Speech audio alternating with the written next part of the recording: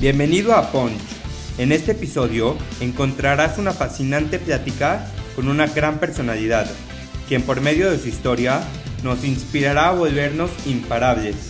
Además, nos dará grandes consejos de vida y nos contará cómo ha podido levantarse de los knockouts que ha recibido. Prepárate para aprender y disfrutar. Esto es Punch y yo soy Elio Mizrahi. ¿Qué onda, Ponche? ¿Cómo estás? Bienvenido a un episodio nuevo de Punch. Hoy estoy súper feliz, emocionado, porque tenemos con nosotros a una mujer líder en la transformación digital. Carla Berman, ¿cómo estás? Bienvenida a Punch. Muy bien, muy contenta de estar aquí con ustedes. Carla Berman es una mujer líder en la transformación digital. Es ingeniera industrial por la Universidad Iberoamericana y cuenta con un MBA por Harvard Business School. Durante su trayectoria, ha formado parte de empresas como Grupo Reforma, McKinsey & Company y Grupo Expansión, donde lanzó y dirigió la mayoría de los productos digitales, incluyendo Quién.com y las alianzas con CNN. Posteriormente, Carla fue parte de Google México por 7 años, fungiendo como directora de bienes de consumo, así como responsable de estrategia comercial de YouTube para Hispanoamérica. Más tarde, se unió a Yalo, startup de comercio conversacional e inteligencia artificial, como la VP de ventas. Después de un par de años y con el objetivo de potencializar el emprendimiento en la región, Carla se unió a SoftBank como la directora de operaciones para México, convirtiéndose en la primera mujer en liderar las operaciones de la compañía en un país de Latinoamérica.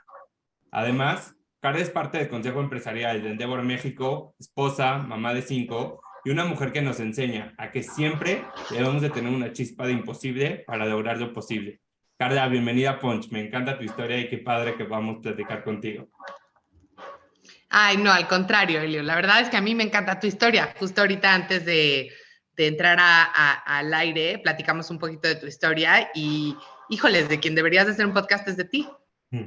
Bueno, y como Y no lo siempre, digo, entonces... no lo digo de dientes para afuera, pero no sé si los demás saben, pero Elio empezó este podcast cuando tenía 18 años y tiene más de 15,000 streams, que para los que sabemos de métricas es un número impresionante por episodio.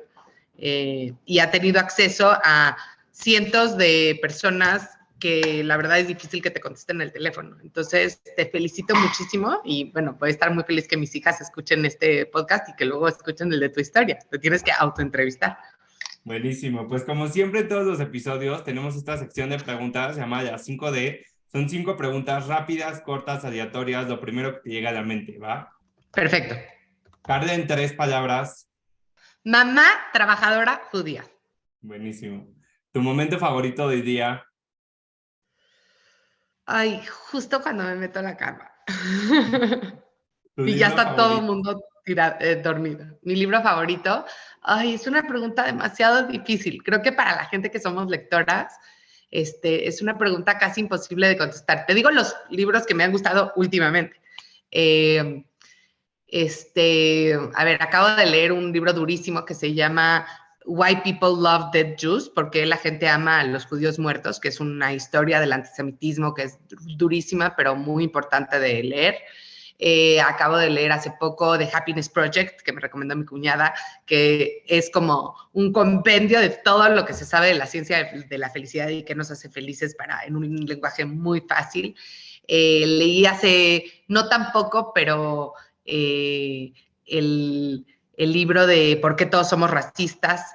De Hernán, el hermano de Facundo, ahorita se me olvidó cómo se apellida, que es un libro, me parece importantísimo para toda la gente que vivimos en México. No es normal de Viri Ríos, que habla de la desigualdad en México. Entonces, sí, no, imposible escoger un libro favorito. Buenísimo. ¿Qué hábito te hace diferente a los demás? Que soy muy curiosa. Y si pudieras platicar con cualquier personaje de la historia, ¿con quién te gustaría?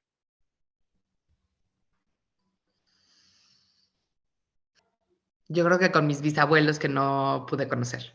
Con mi Buenísimo. bisabuela materna, con la abuela de mi mamá. Buenísimo. Y Carla, quiero empezar esta entrevista con una frase que te he escuchado decir varias veces, que es de Larry Page, el fundador de Google, y es, have a healthy disregard for the impossible, ¿no? Hay que tener cierto sano desprecio, desapego por lo imposible. Entonces, ¿qué significado le das tú a esta frase y por qué ha tenido tanta importancia en tu trayectoria? O sea, sí es cierto que hiciste mucho research de mí. Sí, a ver, disregard es una palabra difícil de traducir, pero me gustó como lo dijiste, cierto desprecio por lo imposible. Y cierto, o sea, una dosis sana de desprecio por lo imposible. Porque la verdad es que creo que el mundo está hecho de gente que nos dice todo lo que no se puede hacer, ¿no? Y yo no soy una gran innovadora, o sea, no, es decir, yo pienso en los realmente grandes innovadores de nuestra era y pues la verdad yo no debería ni de usar esa frase, ¿no? Porque estás hablando de gente que inventó autos eléctricos, que inventó un buscador, que inventó el internet, que desarrolló una aplicación como WhatsApp, o sea, que cambiaron el mundo. Pero creo que aún la gente normal, como tú y como yo, esa frase nos puede dar mucho. Nos inspira mucho a empujarnos tantito en lo que creemos que no se puede, ¿no? No se puede ser mujer y trabajar en tecnología y al mismo tiempo tener una familia. No se puede, si trabajaste en tecnología, después irte a Venture Capital. No se puede dar clases si nunca has dado clases. No se puede, si vienes de consultoría, trabajar en cosas divertidas como medios de comunicación. No se puede, sin duda, hacer redes sociales y ser una persona seria. Entonces, todos estos no se puede, que estos son los que yo me he encontrado yo en mi vida, pero yo la verdad tengo la fortuna de estar rodeada de muchos emprendedores que si hubieran hecho caso al no se puede de todo mundo, nunca hubieran hecho lo que hoy tenemos. No existiría Rappi, no existiría Kavak, no existiría, o sea, casi nada de lo que nos gusta hacer todos los días. No existirían las computadoras, no existirían marcas nuevas e innovadoras, porque ¿para qué hacer una marca de t-shirts si ya hay tantas marcas de t-shirts? No se puede hacer una nueva, no hay mercado, etcétera. Entonces yo creo que es eso, es como, sí, o sea, no pelar mucho, ¿no? Sí, me encanta, porque si vemos todas las partes complicadas, nos vamos a concentrar con eso y mejor, pues sí es algo complicado, más no imposible. Y esa dosis de decir, aunque esté imposible, pues un poco de locura por lo que estoy haciendo, creo que es lo que lleva a los grandes innovadores a construir las grandes cosas que hoy vemos y que estamos acostumbrados. A los grandes y a los pequeños innovadores, porque yo creo que no hay no hay que despreciar la pequeña innovación tampoco. Es decir, si a mí me hubieran dicho, mira, un niño recién graduado de la prepa de un colegio religioso judío va a hacer un podcast donde van a estar la gente más importante, y no lo digo por mí, lo digo por todos los demás, del ecosistema emprendedor en México, sin tener conexiones, o a lo mejor tienes muchas conexiones que no me has contado, y va a tener 15,000 streams a la semana, yo te hubiera dicho, o sea, yo no, pero lo que le llaman el conventional wisdom, que no sé cómo traducirlo, la sabiduría popular, te diría, no se puede. ¿Para qué? Ya todo el mundo tiene un podcast. Eso ya lo hace Oso Traba. Eso ya lo hace tal. Ya, ¿para qué? No va a pegar, ¿no? Entonces, creo que cuando la gente te dice que no se puede, muchas veces es porque a ellos no les dijeron. Es triste, porque a lo mejor a ellos no les dijeron que sí se podían, ¿no? A mí, yo desde que era chiquita, digo, Google me formó mucho, pero más me formaron mis papás. Mis papás me hicieron creer que yo era la más genia del mundo, la más inteligente y que iba a lograr cosas extraordinarias. O sea, que Sheryl Sandberg se iba a quedar cortísima. Claro que cuando te das cuenta que no eres Sheryl Sandberg, pues sí es un golpe de realidad durísimo, porque yo sí pensaba que yo iba a ser Sheryl Sandberg. Pero aún así pienso que es lo mejor que pudieron haber hecho por mí, porque tengo una vida que me encanta y que es súper satisfactoria en mi pequeño mundito, ¿no? O sea, entiendo muy bien dónde estoy parada, no tengo aires de grandeza, no soy Sheryl Sandberg. O sea, yo conozco a gente que sí es Sheryl Sandberg, ¿no? Me senté de banca con gente que hoy en día tiene emprendimientos valuados en $8,000 millones. Yo no soy esos, pero aún así en mi pequeño realidad reto el qué se puede hacer y el qué no, y eso creo que me da muchísima felicidad. Me encanta, y justo ahorita que mencionas, pues esta parte de educación de tus padres, platícame un poco de tu infancia, ¿cómo eras de niña? ¿En qué soñabas?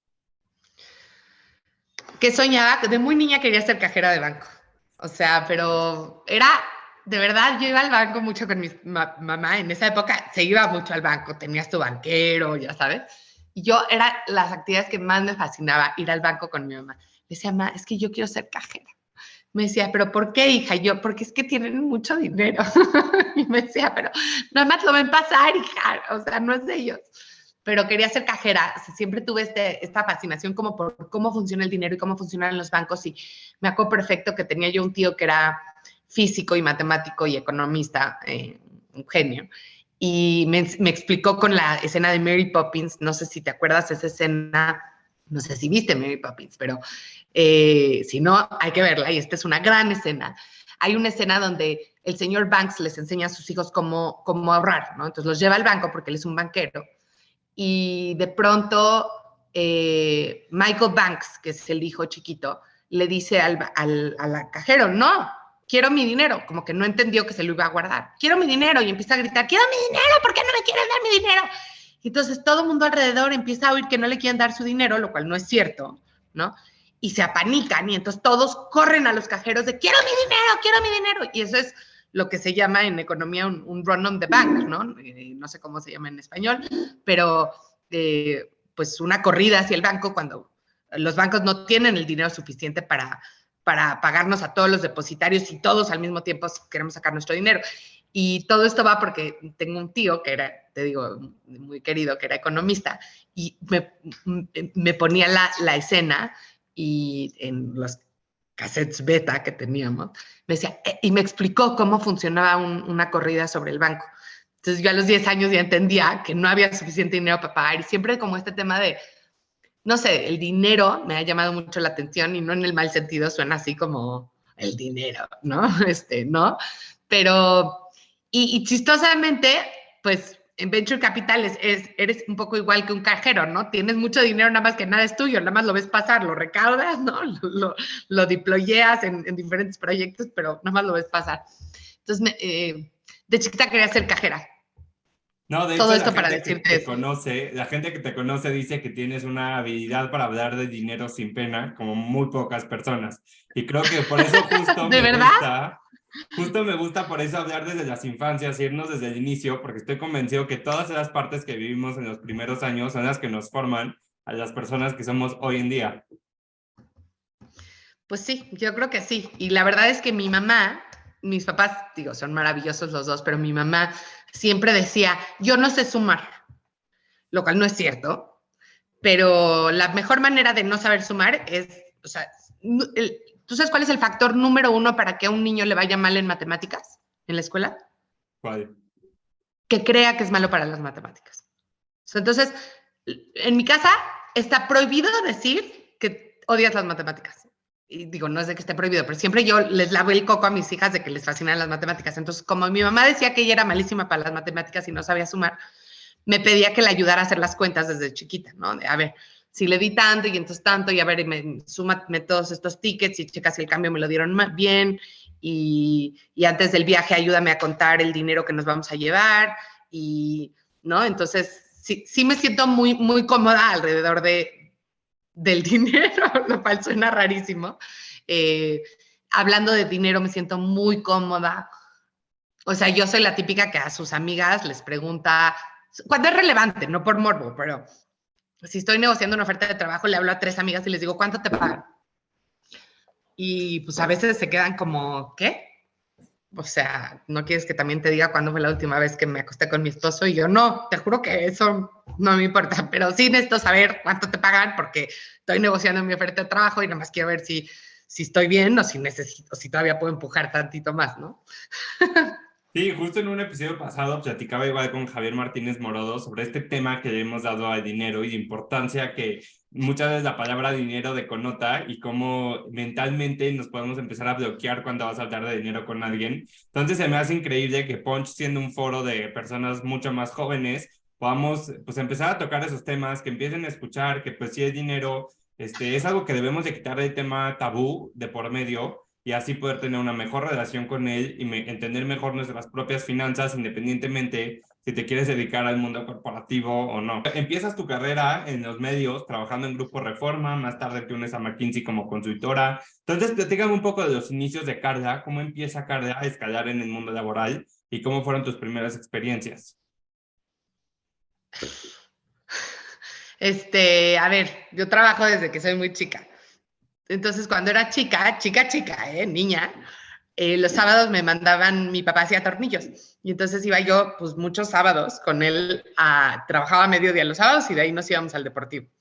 Y entonces, pues me ponían a contar tornillos, o sea, y empacar tornillos, ¿no? Y entonces llegaba yo y me decían, tienes que meter 1500 tornillos de en esta caja, ¿no? Entonces ahí me veías a mí todos contando los tornillos y entonces luego llegaba a mi casa y estaba toda preocupada todo el resto de la tarde de, ¿habré contado bien? ¿Qué tal si no conté bien los tornillos? No sé qué, no sé cuánto. Ese era mi primer trabajo. Y mi otro trabajo era que era la época del fax, que yo creo que a ti no te tocó. El fax era una cosa que es de esos inventos de la historia que gracias a Dios duraron muy poco, porque era horrible. Era una como cosa, como un teléfono que tenía además como una cosita que metías un papel y entonces llegaba al otro lado pero en papel térmico y entonces mi otro trabajo era mandar los faxes de mi casa. Mi mamá escribía sus entrevistas, sus notas periodísticas en una computadorcita que tenía, luego las imprimía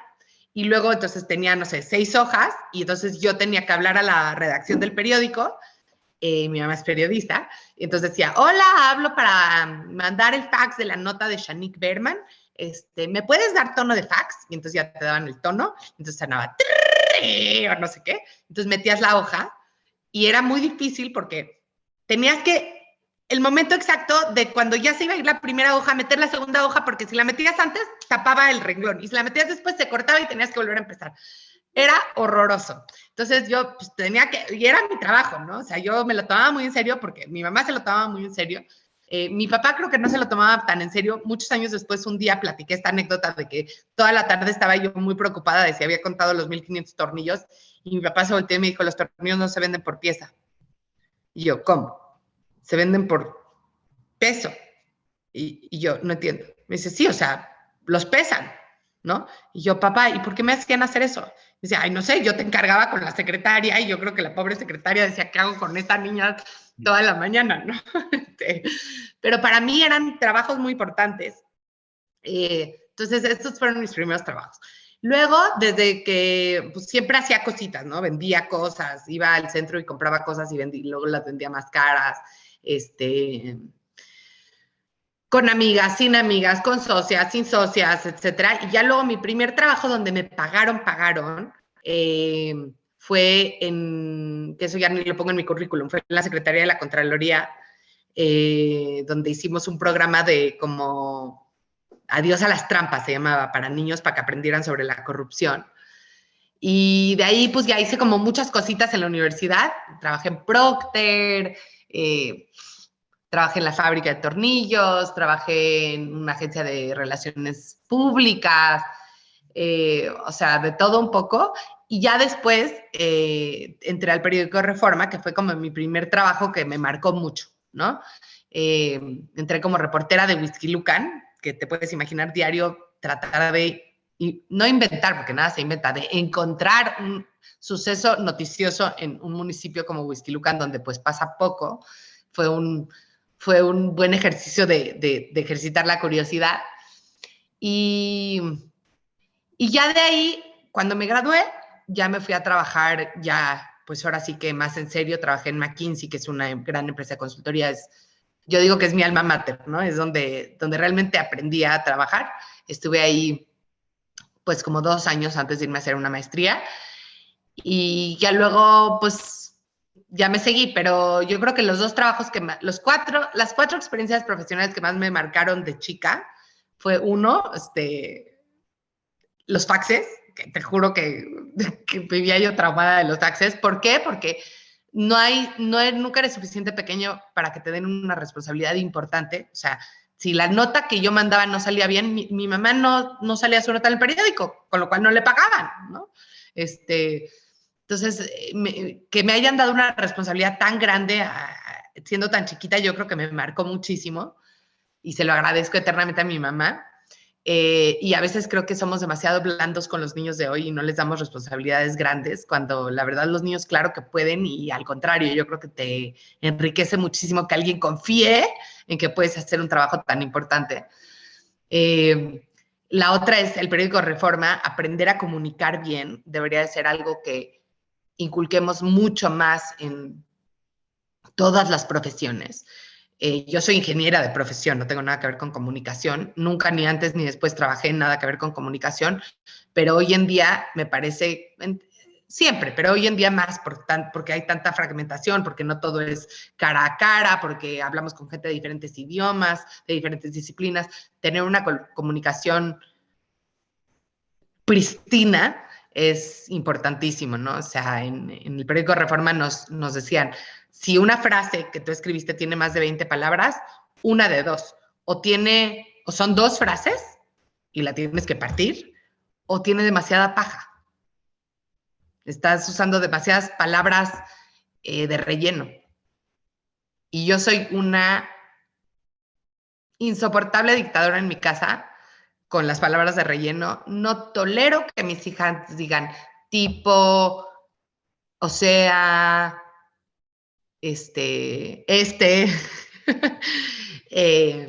siguen diciéndolas, pero soy muy, muy dura, o sea, no las escucho cuando empiezan a usar palabras de relleno. Y la tercera, sin duda, es McKinsey. McKinsey me enseñó a pensar, a trabajar duro, a salirme de mi zona de confort, a aprender rápido, ¿no? Entonces, bueno, pues esas son las experiencias que siento que más me han marcado. Buenísimo. Estuvo increíble eso para conocer un poco de tu background, de cómo empiezas. Y después, más tarde, te unes a Expansión, donde, como ya lo dije, dirigiste varios productos digitales como Quién.com, CNN. Entonces, platícame cómo fue tu paso por Expansión. Increíble. O sea, la verdad es que ya no nos acordamos, y tú estabas demasiado chico, pero la revolución digital, a la primera industria que afectó dramáticamente es a la industria de los medios de comunicación.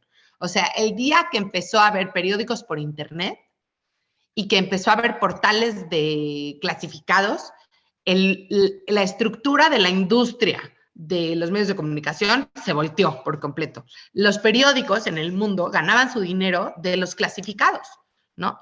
Ese era realmente de donde más ganaban dinero.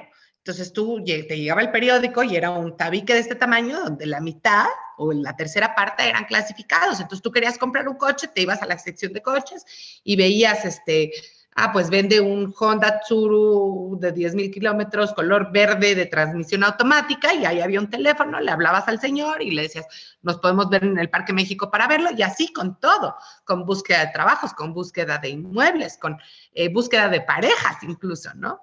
Entonces, imagínate qué tan grande y rentable es ese negocio que dio origen a decenas por lo menos una decena de nuevas industrias.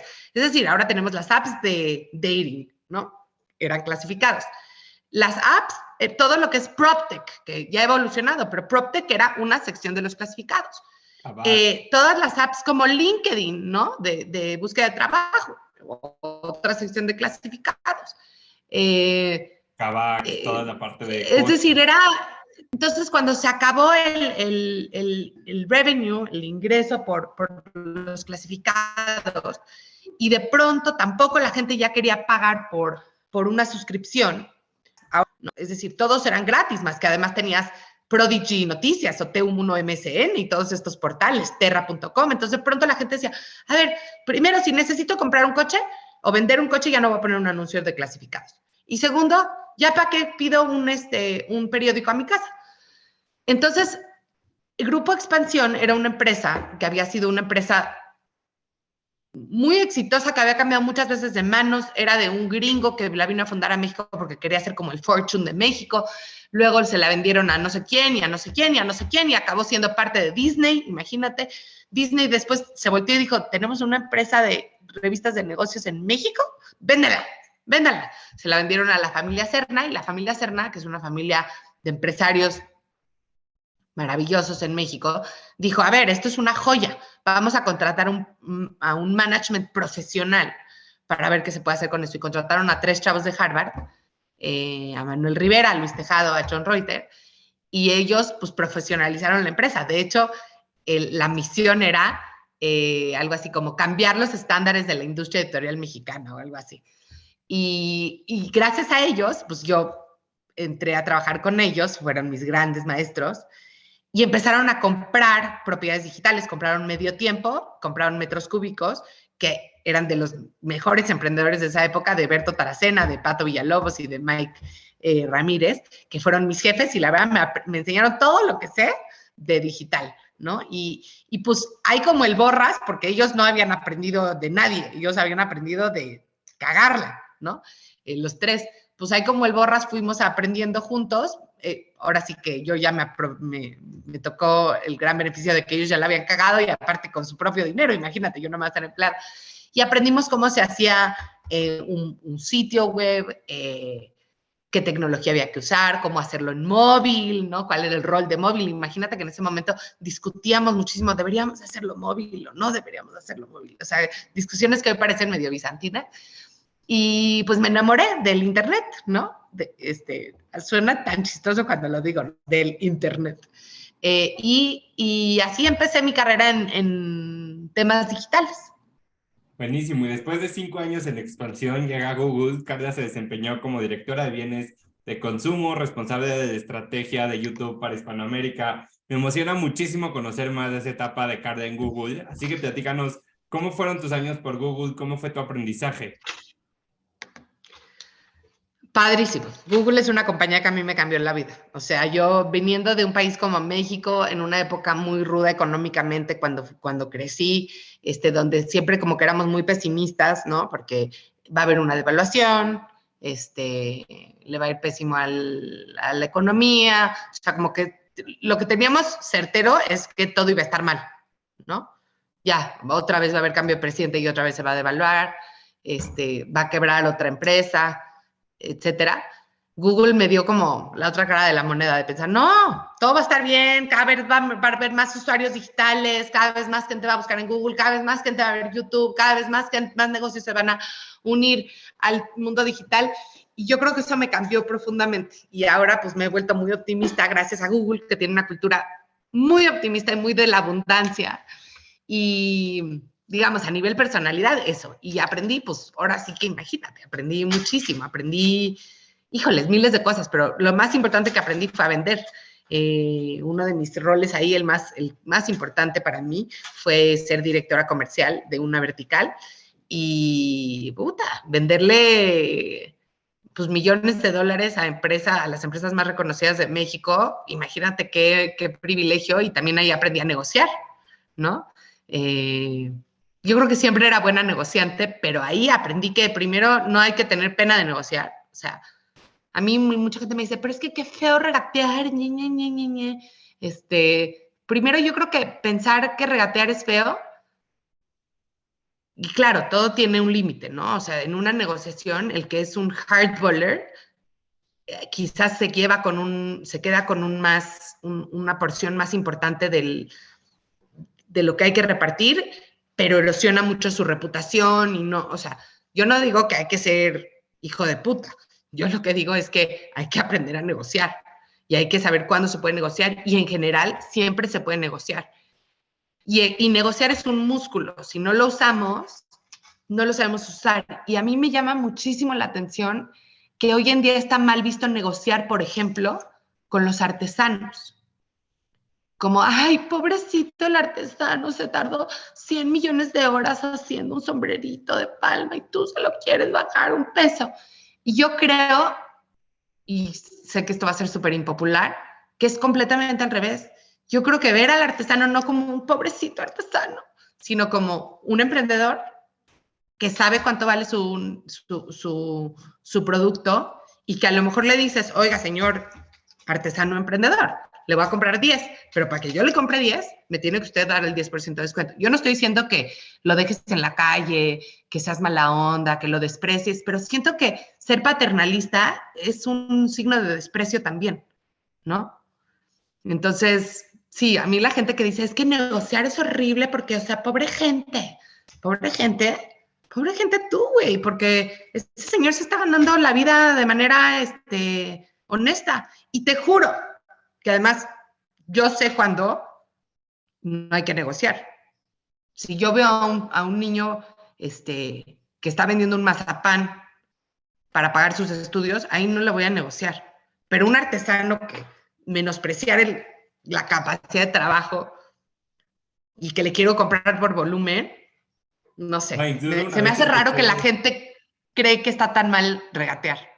no, incluso una vez te escuché decir que dices, si tú vieras lo que me negocian o me ¡Put! llegaron a negociar las grandes empresas y tú crees que yo no voy a ir a negociar o a pedir un descuento en Liverpool, estás loco, ¿no? Después de ver todo lo que esas grandes instituciones piden o hacen, creo que es la mejor escuela verlo ahí y decir, pues si ellos pueden, ¿por qué yo no? No, y aparte dicen que oferta que no ofende no es oferta, ¿no? Y te juro que a mí a veces me decían, esto te vamos a pagar, y yo decía, ¿cómo se atreven? ¿Cómo se atreven? Pero aprendí a negociar y aprendí a agarrar y decir, óyeme, perdóname, pero no. O sea, si no quieres, no hay tos, ¿no? Pero sí, vamos a sentarnos a algo que nos sirva a los dos y no sé qué, no sé cuánto. Y yo creo que fue eso fue lo que más aprendí en Google, fíjate, no lo había pensado, pero a negociar bien. No, y justo hay diferentes estudios que comprueban cómo a las mujeres les cuesta mucho más trabajo este tema de negociación en cuanto a sueldos en general, pero en sueldos es una métrica súper fuerte. Entonces, ¿cómo ha sido tu experiencia, y cómo has aprendido pues a negociar con los grandes sin tener ese miedo o esa impotencia? Siempre tengo miedo. Siempre me muero del terror. O sea, siempre antes de entrar a una negociación, ¡ah! Me muerdo la trenza, y me da terror, pero no importa, pues hay que hacerlo, ¿no? Pues yo creo que he leído mucho sobre el tema, porque pues la verdad leer sí ayuda mucho, de técnicas de negociación, de historias de grandes negociaciones que son fascinantes, de cómo las mujeres negociamos mucho menos nuestro sueldo. Déjate menos, no negociamos nuestro sueldo. O sea, ojalá negociáramos menos, ya sería un gran avance. O sea, yo te prometo, y siempre lo digo, de toda la gente que tuve que contratar, porque cuando trabajas en una empresa grande, pues te toca contratar a mucha gente, ¿no? Porque muchos se van, cambian de rol, no sé qué, no sé cuánto, o sea, no porque yo sea la gran empresaria, porque estuve en un lugar que me tocaba hacer mucho eso. Las mujeres yo creo que una vez me negociaron, de a lo mejor 20 mujeres que contraté. Los hombres siempre, aunque fuera chiquito, aunque fuera, siempre doy el ejemplo de, oye, pero es que en mi otro trabajo me daban vales de despensa. No seas mala, ¿no? Entonces, yo creo que sabiendo eso y habiendo visto eso, pues no te quieres convertir en parte de la estadística, ¿no? Entonces, me muero de la pena, me muero del terror, se me remuelve el estómago y voy y digo, oye, a mí me gustaría ganar un poco más, o esto no era lo que yo estaba esperando, o qué podemos hacer en este tema que para mí es importante, ¿no? Y creo también en un puesto como los que te ha tocado estar, el que vean cómo negocias, pues dices, si así va a negociar con otras personas, si así va a negociar por mi compañía, pues qué mejor, ¿no? Es hasta un plus. Es la excusa que yo también siempre digo, oye, y aparte, tú deberías de pensar que así como te estoy negociando, yo voy a negociar por tu empresa. Y la verdad es que yo nunca me he parado de una negociación donde se rompe la liga. Porque sí hay, ¿no? O sea, sí hay negociaciones que son demasiado duras, donde pues sí, te doy todo y no te quiero volver a ver y me quedo con un muy mal sabor de boca. No se trata de eso, pero hay toda una gama de grises entre no negociar y ser una hija de puta, ¿no? Entonces lo único que digo es, negocia tantito. Buenísimo. Y Carla, hay una frase que es muy conocida, que en Google tú eres el dueño de tu propia carrera y de tu futuro. Entonces, ¿qué tan cierta es esa frase y cómo funciona esa organización dentro de Google? Mira, yo ya no estoy en Google hace mucho tiempo, entonces a veces como que me da como resquemor parecer como que soy la portavoz de Google, porque Google me dio mucho, pero ni soy, ni nunca fui, ni nunca seré su portavoz. Yo creo que en el mundo eso que dices es absolutamente cierto. O sea, hoy, sobre todo las carreras de hoy en día, nuestros papás a lo mejor entraban a una empresa y estaban en Telmex 45 años, ¿no? Y luego se jubilaban y listo, ¿no? Las carreras de hoy en día no son para nada así. Las carreras de hoy en día tú te las tienes que ir haciendo, es como un rompecabecitas, es como que subes, bajas, vas para arriba, vas para abajo, pero no es una línea recta. Y entonces creo que tú tienes que ser dueño pues, adueñarte de tu carrera, porque todos están muy ocupados con sus propios problemas como para trazarte el mapa de tu carrera. Eso no quiere decir que no debes de tener sponsors y mentores y planes de carrera y todo. Pero antes las empresas, y todavía algunas muy buenas empresas lo hacen, te sientan y te dicen, vamos a hacerte un plan de carrera. Las empresas de tecnología, las empresas más nuevas, ya no son así. No quiere decir que una sea mejor que la otra, simplemente creo que hoy cada vez más vamos a trabajar en empresas que no tienen esa filosofía, ¿no? Y que tampoco, yo no conozco a nadie de 20 años que hoy día diga, voy a entrar a trabajar a Mattel. Digo Mattel porque estoy viendo aquí unos juguetes. Y mi sueño es quedarme en Mattel de aquí hasta los 70 y retirarme. No creo que eso ya suceda, ¿no? Entonces, si tu sueño es eso, go for it, ¿no? Y a ver si Mattel es su sueño también, ¿no? Y si no, pues aduéñate de tu propia carrera. Buenísimo. Y bueno, estás en Google, una organización soñada para muchas personas, y después de 7 años das un salto en tu carrera a Yalo como la vicepresidenta de ventas. ¿Qué diferencias encuentras entre trabajar en el mundo corporativo y trabajar en un startup, y cómo fue esa experiencia? Todas. Ahora sí que no diferencias, son las que no estoy segura. A ver, estoy pensando. A ver, la más importante es que en una empresa como Google tienes mucha gente y muchos recursos de dónde aprender, ¿no? Y con quién validar tus decisiones. Y tus decisiones están bastante, son importantes, son emocionantes, pero están bastante acotadas. O sea, tú no tienes que definir, una sola persona no define, excepto el CEO, me imagino, pero ni siquiera porque tienen demasiados equipos, toda la estrategia comercial de la compañía, todo el esquema de go-to-market, etcétera. Entonces, esa es la principal diferencia, ¿no? Que no tienes a quién preguntarle y de quién aprender, y que tus decisiones son mucho más amplias. A lo mejor no a lo mejor, de una empresa mucho más chiquita, estás en una pecerita mucho más chiquita, pero definitivamente tus decisiones son mucho más grandotas, ¿no? Y bueno, también fuiste parte de SoftBank como directora de operaciones para México, siendo la primera mujer en liderar las operaciones de la compañía en un país como Latinoamérica. Estando tan en contacto con los emprendedores de la región, ¿cómo ves tú el futuro de las startups y de VC para México y Latinoamérica? Súper optimista. Yo creo que ya nos hacía falta que en México surgieran empresas que pueden ser grandototototas, y está increíble que estén surgiendo, y yo veo un futuro muy prometedor para las startups, para los emprendedores, para las empresas que quieren aliarse para las startups. Digo, claro que los caminos no son llanos, ¿no? Pero, o sea, va a haber topecitos, y ahorita pues hay un topecito de que a lo mejor hay menos funding que lo que hubo el año pasado. Aún así creo que va a ser el tercer año de mayor funding de la historia en nuestro país. Y también algo muy positivo es que yo siempre digo que el FOMO y mira, qué chistoso, no lo pensé, pero en mi camiseta de hoy dice JOMO, ¿no? Joy of Missing Out. Pero el FOMO es una de las, o sea, Freud se equivocó, no es el sexo lo que más mueve al mundo. Yo creo que lo que más mueve al mundo es el FOMO. Y afortunadamente el FOMO puede tener efectos muy positivos, ¿no? Y creo que el FOMO lo que está haciendo es que muchas empresas que a lo mejor nunca habían volteado a ver, empresas grandes, las empresas que sí muevan a México, que no habían volteado a ver el mundo emprendedor, o que no estaban seguros si el mundo emprendedor realmente iba a traer buenos frutos en México.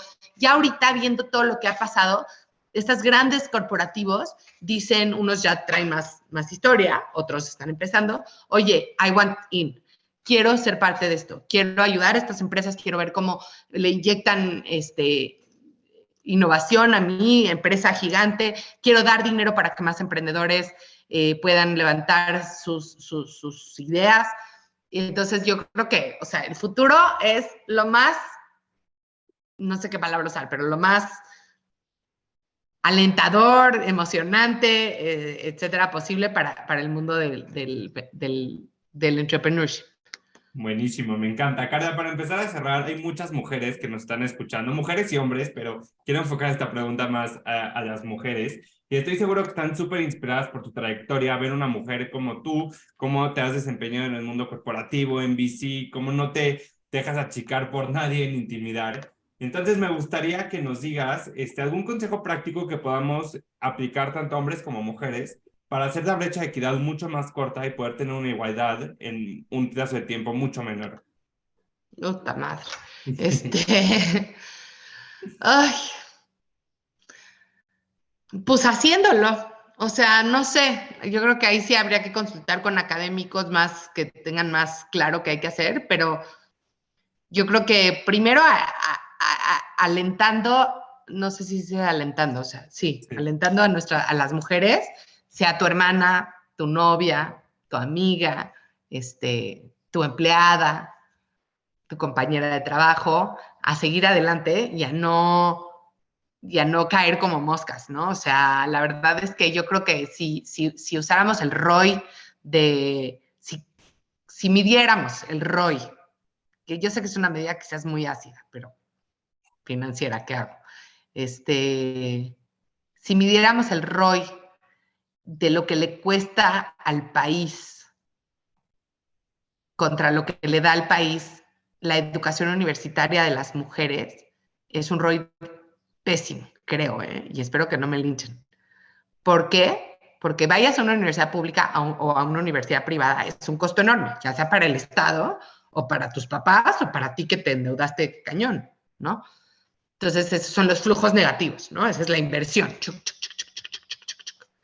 Y luego, pues lo que esperas es que después de que hagas la inversión, va a haber un payback period, ¿no? Los flujos positivos hacia arriba, donde no es la única manera de medirlo para que nadie se me venga encima, pero súper sobresimplificando, pues lo que ganas debería de decir, pues mira, el retorno sobre la inversión de haber estudiado 4 años es tanto.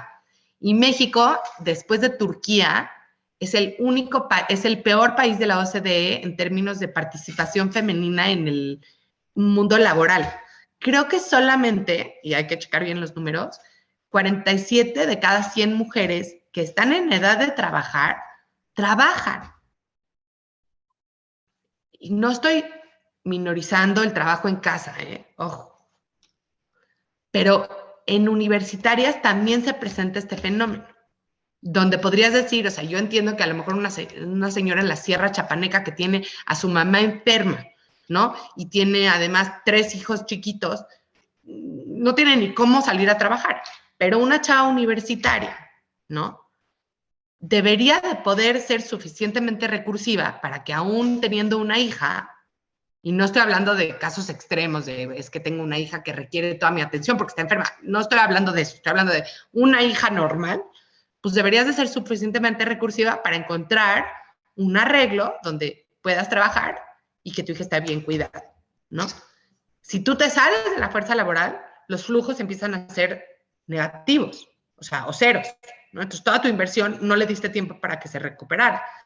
Y eso está mal, eso está mal. Y yo creo que mucho es porque hay mucha presión en ciertos sectores. Y hablo totalmente desde el privilegio. La mayoría de las mujeres de este país no tienen la opción de trabajar o no trabajar. Se tienen que presentar al Oxxo 2 días después de nacer. Bueno, no al Oxxo, no. A la tiendita de la esquina 2 días después de nacer para trabajar, ¿no? Pero las que sí tienen la opción, creo que es como una falsa ilusión de me voy a dedicar. Y no digo que no debe de haber mujeres que no se dediquen a sus familias, pero creo que muchas lo hacen por las razones incorrectas. Y también creo que decir que hay mujeres que se dedican a sus familias, así como hablábamos de que es horrible decir que el pobrecito artesano, se me hace que también es como jodido para las mujeres que trabajamos, porque como que implica que las que trabajamos no nos dedicamos a nuestras familias, ¿no? Y yo sí me dedico a mi familia. O sea, a mí... Sí, una cosa no está si peleada algo, con la otra. si algo me puede, es cuando la gente me dice, es que yo soy mamá de tiempo completo. Y yo así de, yo también. Te juro que no checo tarjeta de, oye, de 8 a 5, por favor, No nadie me soy moleste mamá. con temas de mis hijas porque, exacto, no soy mamá. Yo también soy mamá de tiempo completo. Y, no, y te digo, cada quien que haga lo que quiera, pero que sea una decisión, una real decisión y no nada más dejarte llevar por la corriente. Entonces, creo que eso es lo primero. Primero es que las mujeres trabajen más, ¿no? O sea, ya para empezar. Luego es que cuando en los momentos importantes de su vida, que son muy importantes, o sea, tener hijos es muy importante, no solo como una cosa individual, sino como especie. Si no tenemos hijos, se va a acabar el mundo, ¿no? Parece que estamos bastante lejos de eso, pero que los momentos importantes de la vida, cuando tienes un hijo, cuando tu hijo te empieza a necesitar, cuando tus papás te empiezan a necesitar, tengas un sistema, y ahí sí creo que también tiene que ver con lo que la sociedad nos puede ayudar, para que no tengas que tomar la decisión, para que no sea como, no hay manera de hacer que esto pueda funcionar. Sí, que sea más bien como, va a estar rudo, pero yo creo que sí lo puedo sacar adelante. O me voy a tomar 2 años, porque la verdad yo sí creo que 2 años tengo que estar con mi bebé, pero que las barreras de entrada cuando quiera regresar no estén tan altas y tan rígidas que sea imposible retomar una carrera. Lo cual, si lo piensas, es bastante tonto. Vamos a vivir 100 años.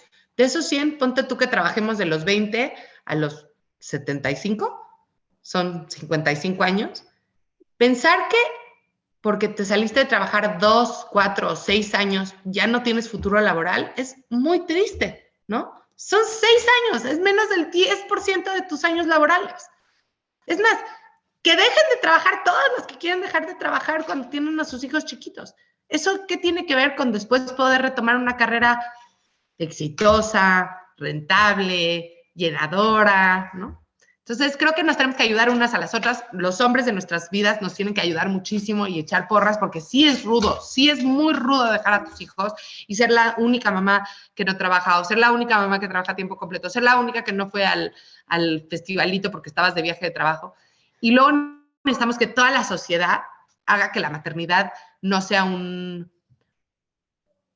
una situación tan solitaria, ¿no? O sea, que no se espere que la mamá es la que tiene que resolver el 100% de todos los temas de sus hijos, sino que las amigas, las comadres, las tías, las suegras, las cuñadas, las abuelas, y los compadres, los papás, los hermanos, ¿no? No solo las nanas, las guarderías, las maestras, las after schools, todo esté como hecho para que puedas hacerlo.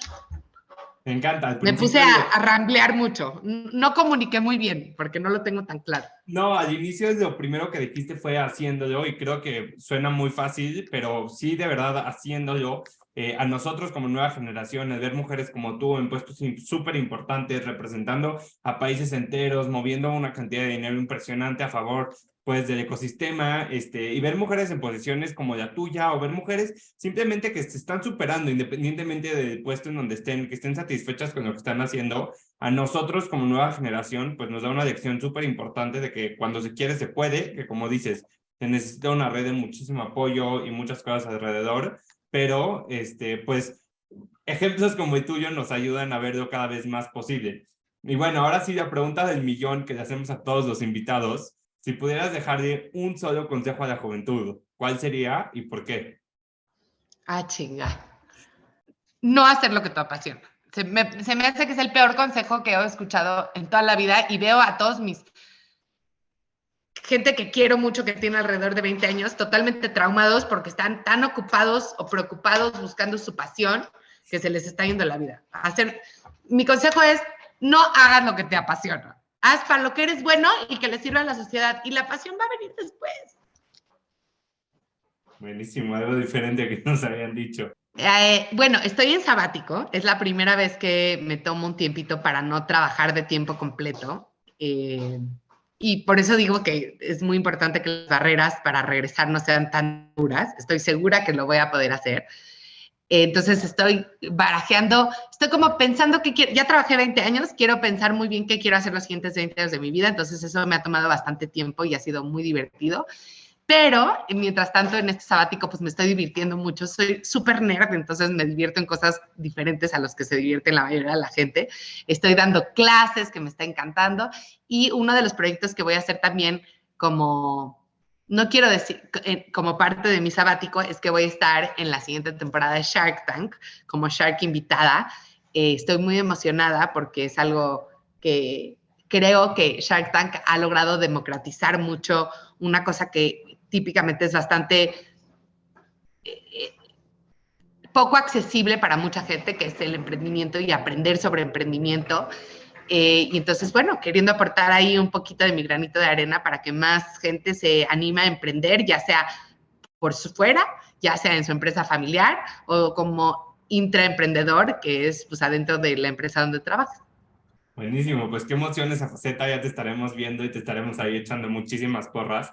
Muchísimas gracias por tu tiempo, por esta increíble plática. Para cerrar el episodio, quiero cerrar con una frase que creo que pues caracteriza mucho lo que has hecho, la forma en la que has transmitido lo que tú has logrado y que nos ayuda, como te digo, a las nuevas generaciones a cada vez pues verlo con más normalidad y poderlo hacer de mejor forma. Y dice, mientras más diverso sea el sector tecnológico, más innovador y exitoso será porque se crearán productos que beneficien a todos y a todas sin importar el género.